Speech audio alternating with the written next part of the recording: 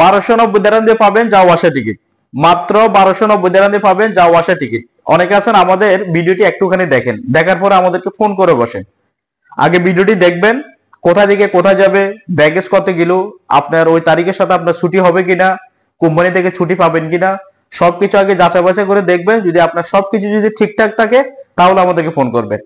আমি আবারও বলতেছি 1290 যাওয়া আসার টিকিট পাবেন।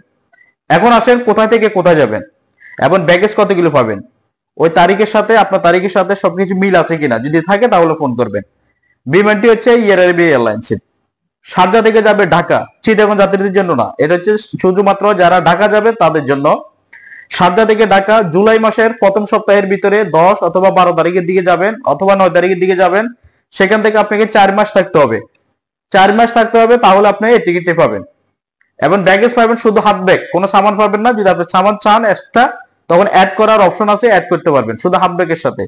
এই টিকিটটি যারা নিতে চান আমাদের সাথে যোগাযোগ করবেন 05583399196 অথবা 0505393635।